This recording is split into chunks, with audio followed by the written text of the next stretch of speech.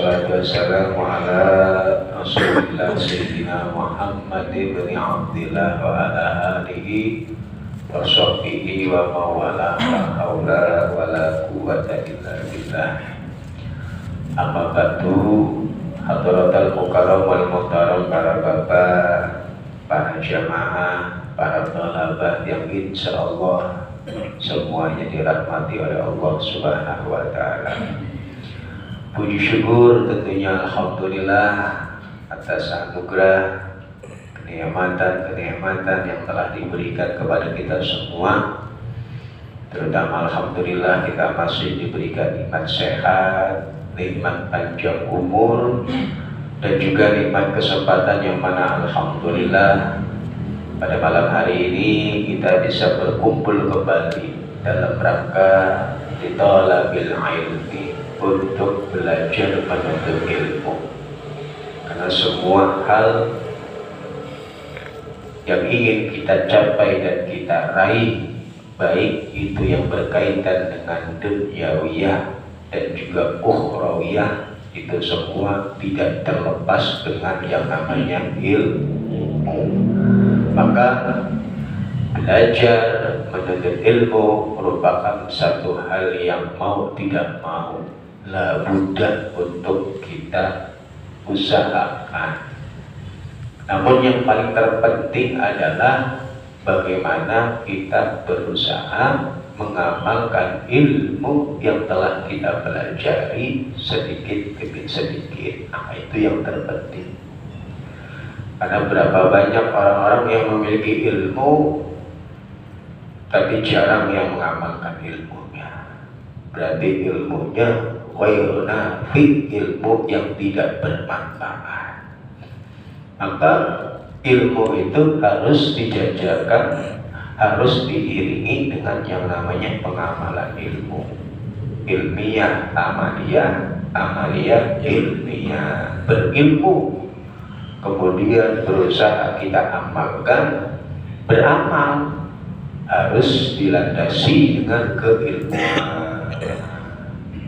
Bahkan Nabi Muhammad Sallallahu Alaihi Wasallam di dalam satu hadisnya mengatakan, man alima wa amila awrasallahu ilma ma lam ya'lam. Barang siapa yang berilmu kemudian dia amalkan itu ilmunya, maka Allah akan memberikan ilmu dari ilmu yang tidak pernah dia pelajari.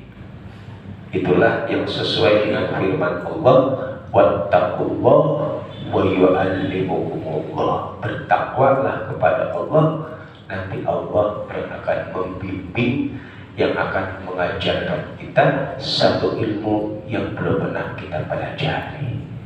Situlah para kekasih-kekasih Allah, para wali-wali Allah mendapatkan al-futuh, mendapatkan keterbukaan dari Allah Subhanahu wa taala, yakni dengan berusaha mengamalkan ilmunya.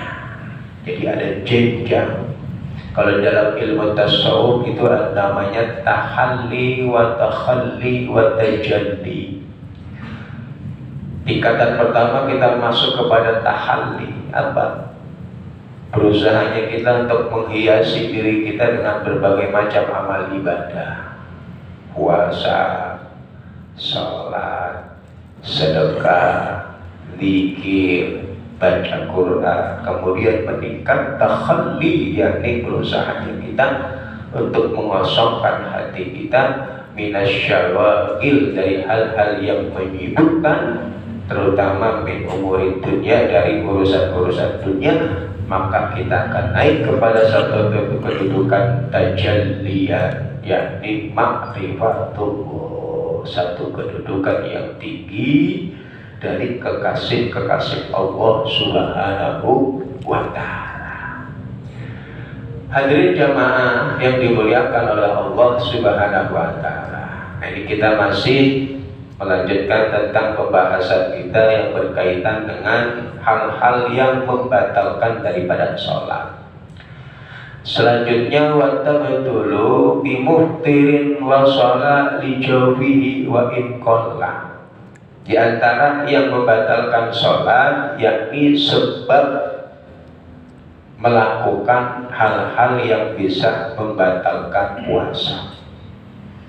Muftir berarti apa saja, makan ya, yang bisa masuk ke dalam perutnya, minum, atau memasukkan sesuatu ke dalam perut kita. Nggak harus makanan, nggak harus minuman.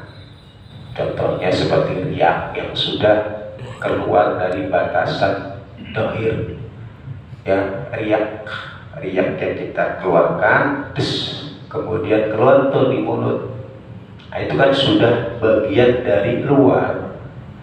Nah, kita telan tuh lagi sholat, gelegek, batal. Sama juga seperti halnya ketika kita puasa, karena itu sudah menjadi barang yang di luar. Sama aja seperti kita ngelepekin ayam pun kita telan lagi ya batal.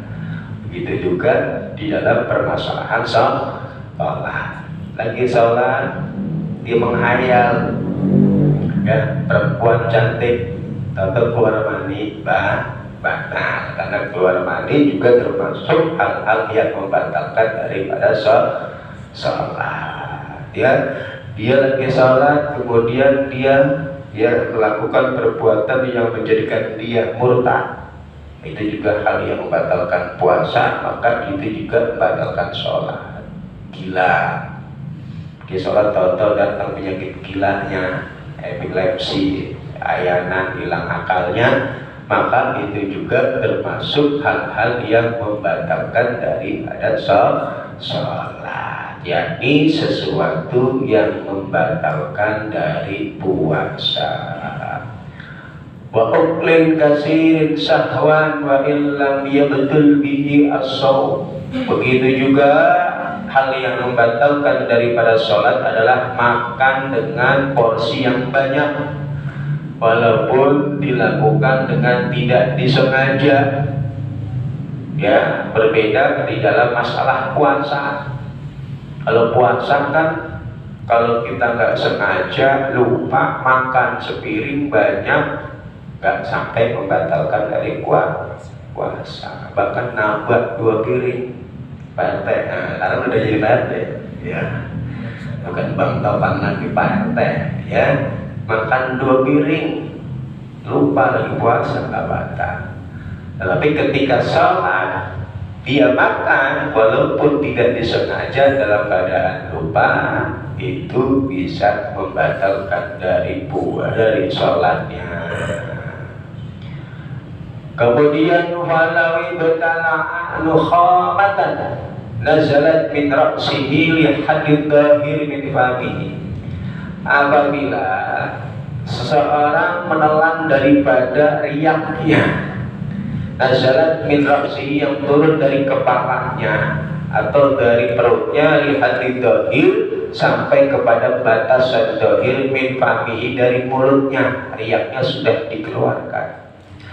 Aurikon mutanajjisan binahwi dami lisatihi, atau dia menelan ludah yang tercampur dengan darah dari gusinya. Jadi sakit gigi, gusi bengkak, ya, tercampur dan ludah. Nah, itu ditelan. Wa in aliyat, walaupun warnanya putih, yang namanya darah itu darah merah, ada darah putih, nanah. Ya, gusi bengkak kan ada nanahnya. Al-mutaghayyiran bi humrah nahwan tablil, atau ludahnya itu tercampur dengan merah-merah semisal kinang, ya. Zaman dulu nenek-nenek itu kinang, fungsinya buat nguatin gigi seperti siwak, ya. Maka batalat, maka sholat tersebut menjadi batal dalam 3 kasus ini. Nalan riak yang sudah dia keluarkan ke mulutnya, ditelan lagi, itu bisa membatalkan daripada sholat. Nalan ludah yang tercampur dengan darah dari giginya atau gusinya, itu juga bisa membatalkan daripada sholat. Atau tercampur dengan sesuatu selain ludah yang murni. Nah, ini biasanya perokok, Itu kadang-kadang ada rasa manisnya. Makanya kalau kita mau sholat habis merokok, kubur-kubur gitu gimana? Habis makan, ya, biar tidak tercampurnya lidah kita dengan nikotin yang ada di rokok. Kadang-kadang kerangsang manis itu ditelan. Nah, itu bisa menjadi sholat kita batal karena kita bukan menelan ludah yang murni. Kalau ludah murni itu tidak membatalkan daripada sholat.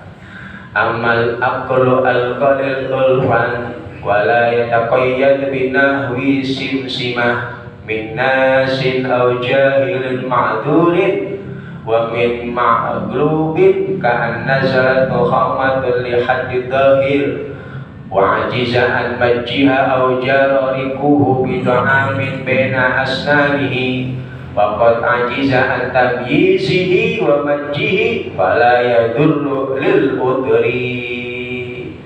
Sedangkan ketika kita makan tapi makannya sedikit, ya ukuran sedikit itu ya semisal makanan yang nyempil di gigi, ya nggak banyak, ya tidak ada qaid di sini ukuran sedikit semana, ya. Tapi dilakukan oleh orang yang lupa, dalam keadaan lupa, atau orang tersebut jahil ma'dzur, nggak tahu hukumnya karena ada alasan. Yang pembahasan kita, orang bodoh tetap dihukumi sah ibadahnya kalau punya alasan. Nah, alasannya dua. Yang pertama, dia baru masuk Islam. Yang kedua, di lingkungannya nggak ada orang yang bisa mengajarkan ilmu. Nah, ini bodoh seperti ini ma'dzur, bodoh yang alasannya diterima, maka ketika sholatnya nggak sesuai dengan aturan yang ada, dimaafkan karena dia punya alasan. Alasannya, saya baru masuk Islam Pak Ustaz, baru 2 hari, ya Fatihah aja lah lama, belum bacaan-bacaan yang lainnya sah, ya. Atau dia hidupnya di Papua, pedalaman yang ya dalam banget, nggak ada dai yang ngajarin, ustaz yang ngajarin, terus di Amerika, di Papua, daerah-daerah terpencil itu, ya nggak ada tuh yang ngajarin. Kita Islam sendiri nggak ada yang ngajarin, dan kita sholat kita nggak bisa. Nah, itu orang-orang yang tidak mengetahui dan apa yang dia lakukan dari ibadahnya dihukumi sah, ya. Wa min maghlubin, ya, dan juga dari sesuatu yang memaksa dia dari menelan riak, wa ajizan majjiha, dan dia sulit untuk membuangnya, au jara rikuhu li ta'amin baina asnani, atau ya adanya sisa-sisa makanan yang ada di gigi kita ini terbawa ke dalam perut bersamaan dengan ludah yang kita telan. Kan disengaja ini semua, ya, dan sulit untuk memisahkan antara ludah dengan makanan tersebut dan membuangnya. Maka dalam kasus seperti ini la yadurru, tidak bermasalah, dalam artian sholatnya tetap sah. Alasannya lil udri, karena ada uzur, susah untuk dibuang, ya. Dalam kasus seperti ini atau dalam keadaan lupa, tidak sampai membatalkan daripada sholat. Wa tabtulu bi ziyadati ruknin fi'lin amdan li ghairi mutaba'atin ka ziyadati ruku'in aw sujudin illam yatma'inna bihi. Di antara yang membatalkan sholat selanjutnya adalah sebab dia menambahkan rukun fi'li, rukun gerakan di dalam sholat dengan disengaja, tetapi bukan karena alasan mengikuti imam. Dia nambah-nambahin ruku, dia nambah-nambahin sujud. Itu namanya menambahkan rukun gerakan yang ada di dalam sholat selain bagi makmum yang mengikuti imam. Maka kalau makmum nggak masalah, kita datang imamnya lagi sujud, kita takbir langsung ikut sujud. Nah, rakaat itu kita nggak dihitung itu, Berarti kan kita nambah satu gerakan bersujud itu tidak membatalkan daripada sholat kita, karena kita sedang mengikuti dengan imamnya. Nanti ketika lanjut berdiri tinggal nambahin satu rakaat, rukuk sujudan tinggal diangkat, itu nggak masalah ya. Tapi kalau kita sengaja sholat sendiri nambahin rukuk, nambahin sujud ya, itu bisa membatalkan daripada sholat. Wa minhu, dan diantaranya lagi kama qala syekhuna, seperti hal dikatakan guru kami, ayat hania al-jalis ila an tuhadi jabhatahu ma'amama rukbatayhi walau litahsili tarakkuhi awih tirashi al-mandub. Begitu juga ya, hal yang membatalkan daripada sholat adalah inhinanya orang yang ingin melakukan duduk, baik duduk tahiyat awal atau tahiyat akhir, dengan cara duduknya dia melakukan gerakan yakni ya kepalanya melebihi ukuran daripada kedua dengkulnya, agar dia bisa duduk tahiyat akhir atau duduk tahiyat awal, karena hal tersebut itu hukumnya sunnah. Pahami? Jadi kalau misalnya sujud pengen duduk, kadang-kadang melakukan dia begini dulu, ini batal, karena gerakan berikutnya itu bukan gerakan sujud. Karena langsung begini sah, tapi dia enggak. Ini nih gerakan itu tadi itu kan batal, karena menambahkan gerakan di dalam sholat. Atau dari makmum masbuk, imamnya lagi tahiyat awal, kita dari berdiri kan langsung ikut duduk. Nah, itu cara duduknya begitu dulu, nggak langsung duduk, ada gerakan kepala kita itu melebihi dari dengkul, kemudian baru duduk. Nah, hal tersebut bisa membatalkan daripada sholat, berarti menambahkan gerakan yang bukan dari gerakan sholat. Lagi menambahkan mengangkat tangan bukan pada tempatnya.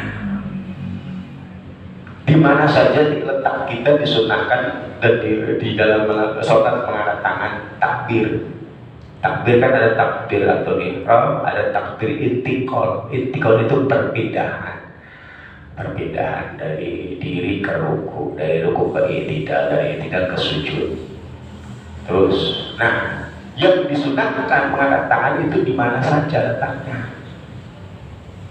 Ya, udah tahu.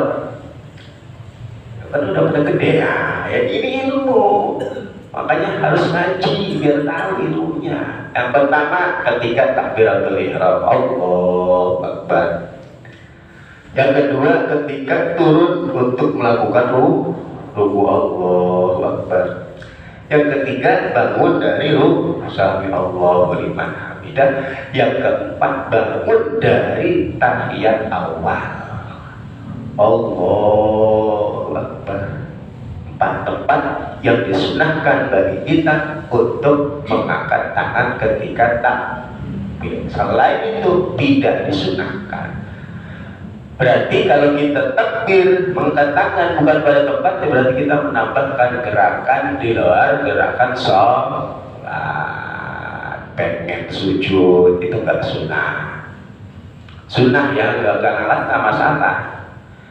Cuman kalau bukan pada tempatnya berarti dia menambahkan dari gerakan sholat. Jadi pengen sujud itu gak sunnah, bangun dari sujud pengen berdiri gak sunnah. Sunnahnya itu ketika tahiyat awal harus tahiyatul sholawat, bangun Allahu Akbar rakaat kedua. Nah, itu sunnah angkat tangan.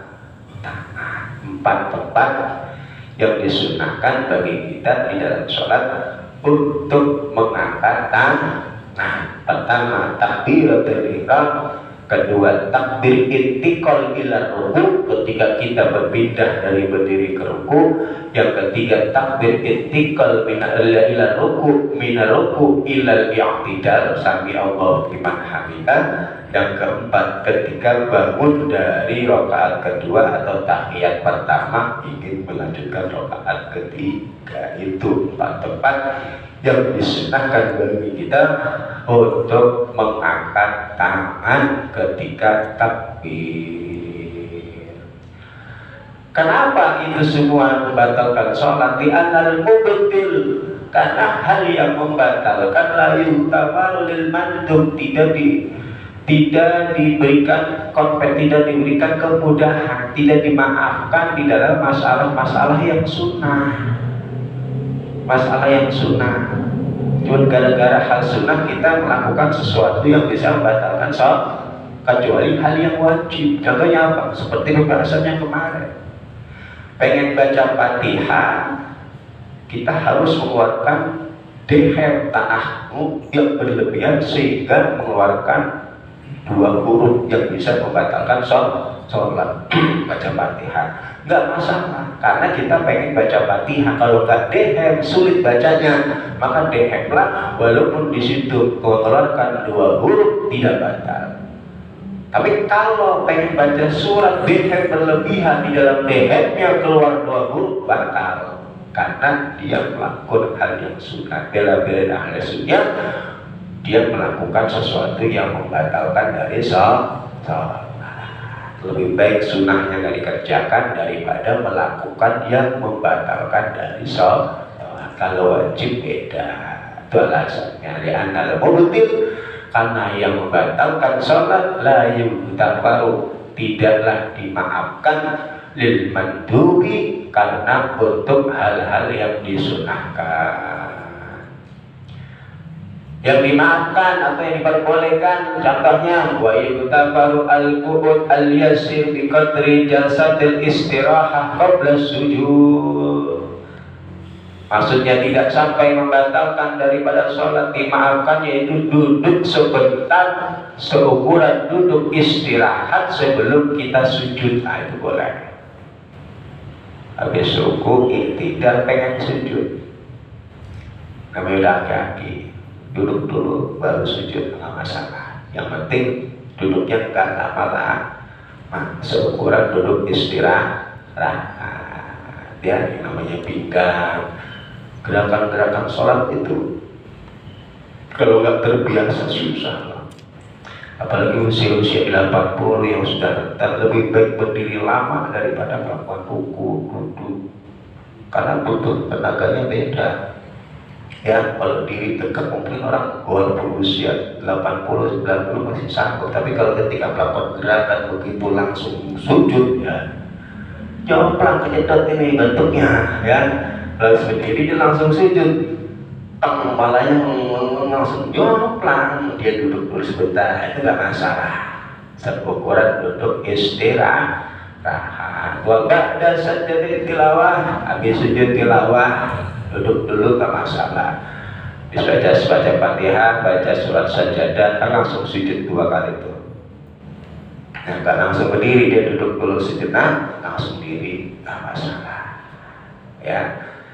Wa ba'da salamil imami masbuk fi ghairi mahalli tasyahhudi, dan setelah salamnya imamnya daripada makmum masbuk, imam salam, assalamualaikum warahmatullahi. Nah, kita sebentar dulu baru berdiri, nggak masalah. Ya, intinya kalau mau masbuk berdirinya dia itu setelah imam salam pertama. Ya, nggak boleh sebelum salam, harus wajib turun lagi. Imam belum salam dulu berdiri, atau imam baru ngomong assalam dulu berdiri. Nah, itu harus balik lagi karena imam belum selesai dari sholatnya. Nunggu imam selesai dari sholatnya. Kapan imam selesai sholat? Salam pertama itu selesai sholat, baru kita mau berdiri. Tapi lebih afdal itu setelah salam kedua, baru kita nambahin rakaat kita. Ya, aturan-aturan seperti itu yang perlu kita pahami. Wa amma wuqu'uz ziyadah sahwan aw jahlan udhira bihi fala yadur. Sedangkan ketika terjadinya tambahan-tambahan dari gerakan sholat, Tapi dalam keadaan lupa atau tidak tahu karena ada udzur, ada alasan tadi, maka hal tersebut la yadur, tidaklah membahayakan. Contohnya kan ziyadati sunnati nawi raf'il yadin ala ghairi mahallihi, seperti hanya menambahkan sunnah semisal mengangkat kedua tangan bukan pada tempatnya. Kalau nggak tahu nggak masalah. Kemarin kata nambahin takbir, angkat tangan, tuh patut diingat-ingat sunnah itu di situ. Au ruknin qaulin al-kalbati, atau menambahkan bacaan Fatihah.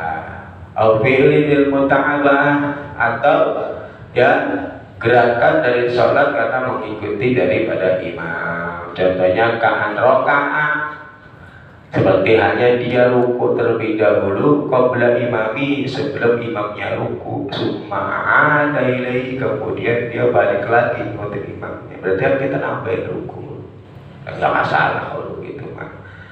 Kita ruku, imamnya belum ruku, itu wajib balik lagi, tunggu imam ruku baru ruku lagi. Berarti kan kita ruku 2 kali, menambahkan rukunnya ini berupa ruku tersebut tidak masalah kalau memang tidak disengaja, ya.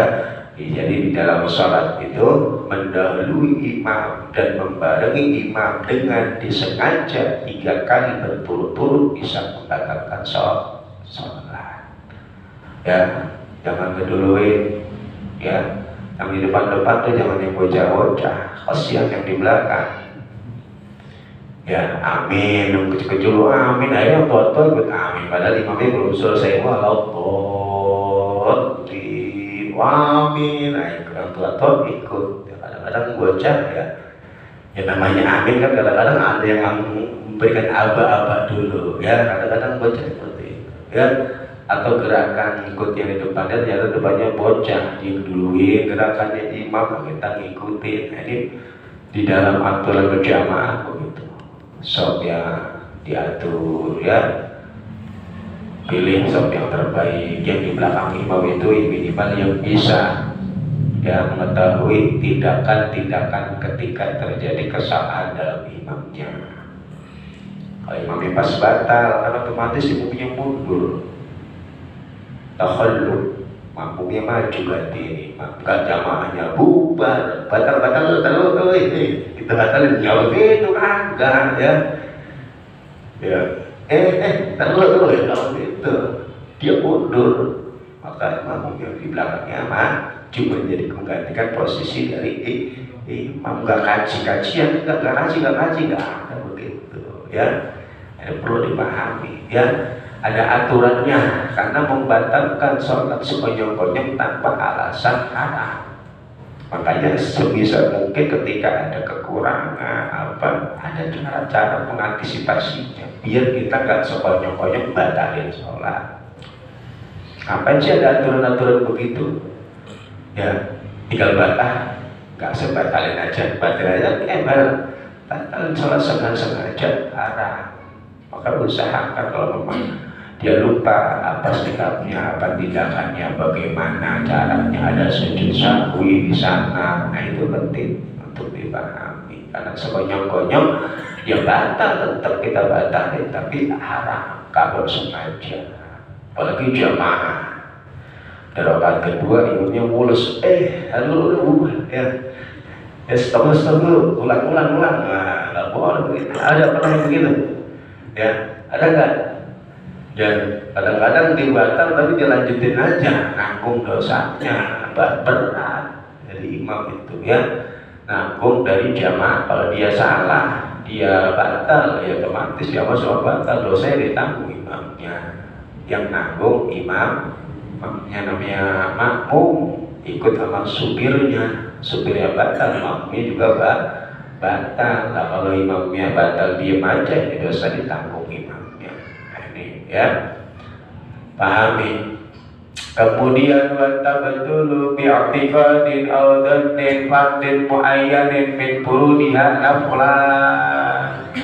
Dan juga hal yang membatalkan daripada sholat nih, pahami, meyakini atau ada prasangka di dalam dirinya atas kefarduan yang ada di dalam sholat itu adalah hal yang sunnah. Fatihah sunnah, kita yakini, kita merasakan batal sholatnya, gak sah. Jadi meyakini yang wajib itu menjadi sunnah, hal tersebut menjadikan sholat kita menjadi batal. La ini taqada al-ami naflan min af'aliyah fardhu. Tidak sampai membatalkan sholat atau tidak sampai tidak mengesahkan daripada sholat kita bagi orang awam kayak kita nih, ya, meyakini semua gerakan-gerakan dari sholat itu adalah gerakan fardu. Itu lebih aman kan? Yang wajib semuanya udah, daripada bingung yang mana yang rukun, yang mana yang sunnah. Itu lebih selamat, tidak sampai membatalkan daripada sholat kita, daripada meyakini yang fardu menjadi sunnah. Fatihah sunnah batal seketika itu ketika kita punya keyakinan hal yang fardu dihukumi sunnah. Aw alima anna biha fardhan wa naflan walam yumayyiz bainahuma. Begitu juga orang yang hanya mengetahui bahwa di dalam sholat itu ada yang fardu, yang wajib, ada yang sunnah, cuma dia nggak bisa membedakan. Udah nggak apa-apa. Keyakinan seperti itu tidak sampai membatalkan pada sholat. Wala qasada bi batin muayyan an-nafliyah, ya. La ini taqada anal kul fardu. Ya, jadi yang lebih selamat di dalam masalah ini adalah kita meyakini bahwa semua yang kita lakukan di dalam gerakan-gerakan sholat itu fardu, dan itu lebih selamat. Karena kadang-kadang kalau orang ya meremehkan hukum yang tadinya dia kerjakan, dia tahu sunnah, tinggalkan sunnah, nggak usah. Tadinya dia kerjain semua itu dari sholat, tapi bisa udah ngaji dia tahu ini sunnah, pokoknya tinggalin biar cepat sholatnya. Tuh remeh jadinya, mentang-mentang sunnah, ya. Dan mendingan kita yakini semua dari gerakan-gerakan sholat itu fardu, itu tidak sampai membatalkan daripada sholat kita, sehingga kita melakukan sholat juga semuanya jatuh, yang sunnah-sunnah dikerjain, yang wajib-wajib juga dikerjain. Tanbihun wa minal mubtil aidan hadasun walau bila qasdin. Dan diantara dari yang batalkan sholat lagi adalah keluarnya hadas, walau bila qasdin, walaupun kan tanpa sengaja, untuk keluar kencing, ya, orang biasa habis cirit misalkan, ya, namanya lagi mencret mules, ya, habis cirit, itu keluar hadas tuh, ya. Wattisalun najasin, ya, terkena najis layu anhu, yang mana najis tersebut tidak dimaafkan di dalam sholat.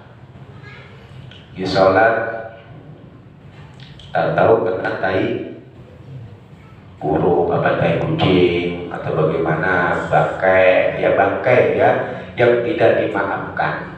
Jadi ada najis yang dimaafkan di dalam sholat, tapi tidak dimaafkan di air.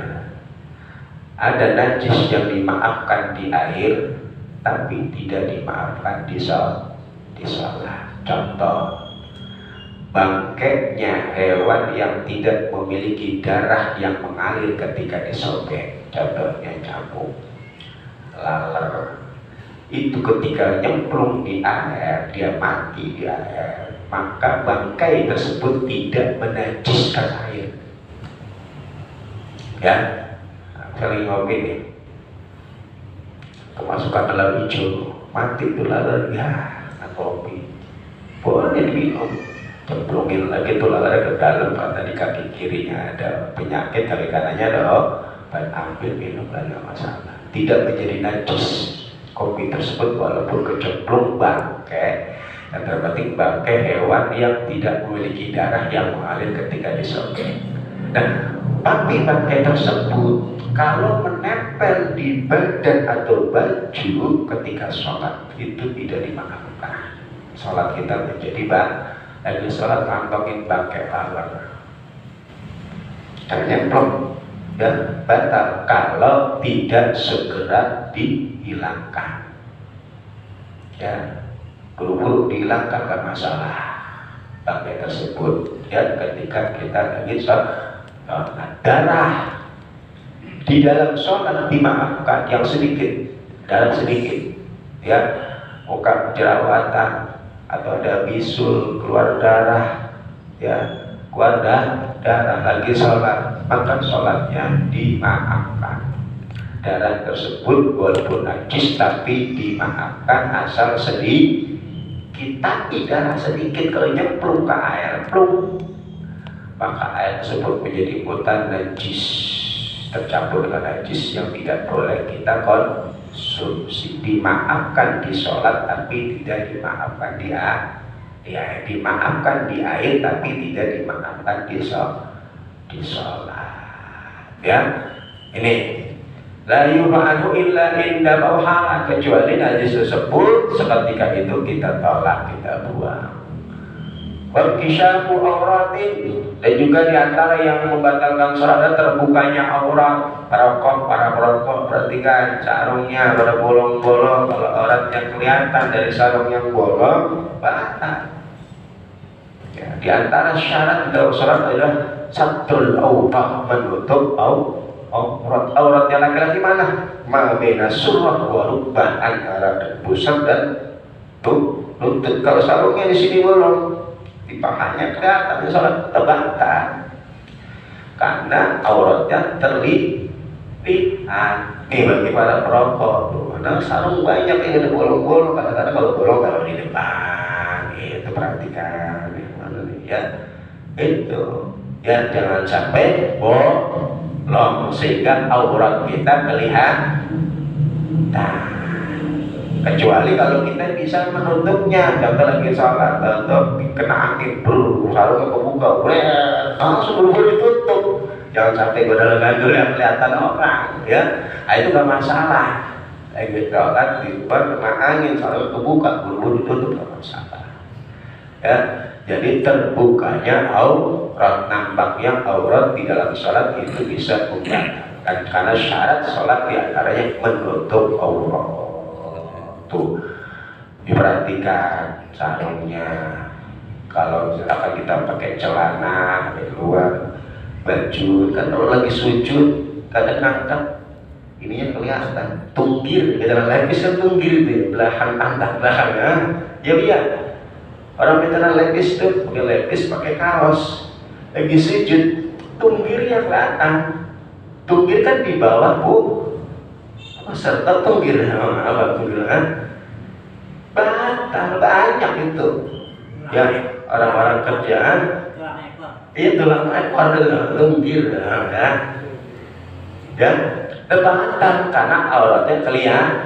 Kalau pergi dilihatin, ya, lihatin, jangan pakai kaos yang pendek, legisnya melorot. Ya, kencengin, kalau nggak pakai sarung, biar lebih aman, biar auratnya nggak kelihatan. Memang berdiri nggak kelihatan, karena tutup pas dia lagi ruku, lagi sujud, lah ini kelihatan bajunya, lepisnya ke bawah, tunggirnya kelihatan, nggak batal. Banyak apa nggak banyak? Banyak. Mau ditegur, ya nggak enak, ini pelajaran bagi kita agar kita tahu hukum-hukumnya. Batal buruk min amdan, diantaranya lagi yang batal-batal meninggalkan rukun dengan disengaja. Wasyadun fi niyatin taharrum, ragu di dalam niat ketika takbiratul ihram. Wasyartilaha ma'amuri ruknin, dan juga syarat-syarat di dalam niat. Niat itu syaratnya apa? At-taqyid wal qasdu wal fardiyah. At-taqyid wal qasdu wal fardiyah di dalam niat. Dan dengan ucapan usolli fardal maghribi salasa raka'atin mustaqbil qiblat ada imam dan itu sudah memenuhi syaratnya 3. Qasdu dengan ucapan usolli, itu qasdu. Ta'yin fardhu duhri, ad-duhr berarti menentukan sholat duhur. Fardhu berarti menyebutkan kefarduan itu tiga. Ta'yin wa qasdun wa fardiyah, itu tiga di dalam niat ya yang harus dibawa. Ragu tuh itu nggak dibaca, nggak diniatkan dalam hati ya, maka juga bisa menjadi batal.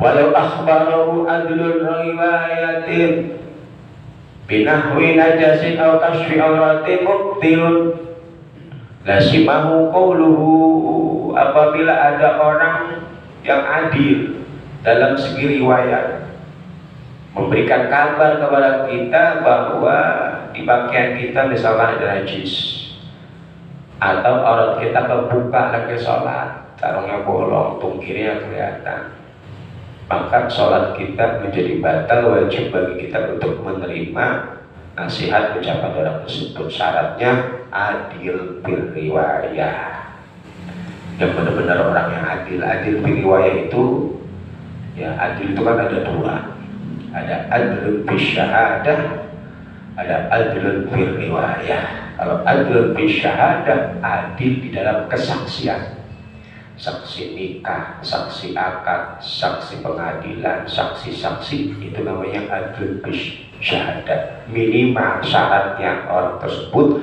tidak menampakkan sifat pasiknya di depan umum.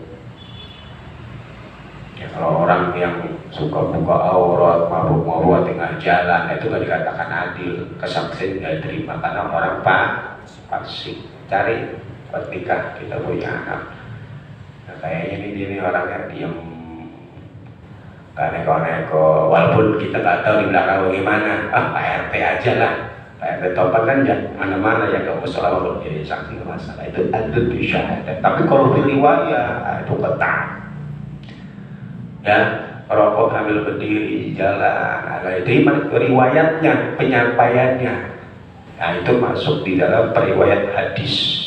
Makanya dikatakan sahih itu yang menyampaikan, yang meriwayatkan itu harus rawi yang betul-betul adil, pinter ya, gak pernah bohong, gak pernah melakukan hal-hal yang gak pantas dilihat mata ya, gak pantas lihat mata ya, makan sambil berjalan, nah itu gak diterima ya, riwayat-riwayat dari mereka. Itu syaratnya lebih tinggi lagi kalau di dalam adlun fil riwayah, karena berkaitan dengan riwayat hadis Nabi Muhammad SAW yang menjadi dalil pegangan di dalam hukum Islam. Harusnya menyampaikan betul-betul orang yang dapat dipercaya. Zaman sekarang susah nyari orang yang adlun fil riwayah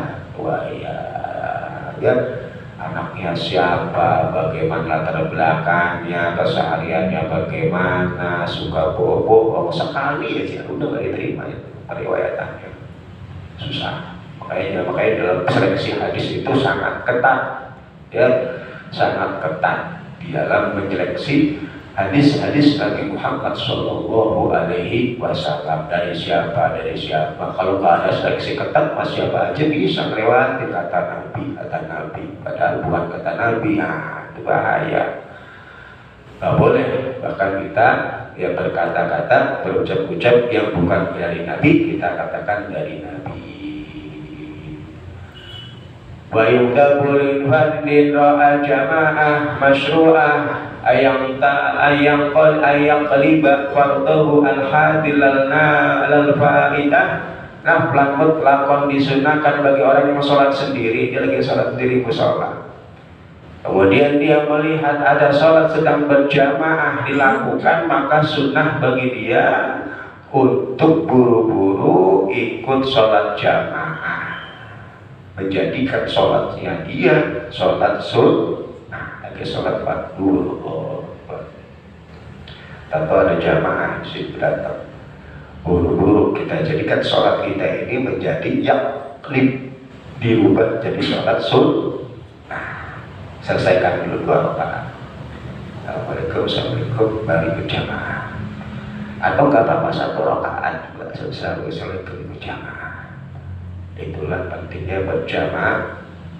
Lagi sholat sendiri atau ada jamaah, langsung kita pindah, kita niatkan sholat kita lakukan sendiri menjadi sholat sunnah. Selesaikan 2 rakaat atau 1 rakaat nggak masalah. Habis itu langsung kita ikut berjamaah.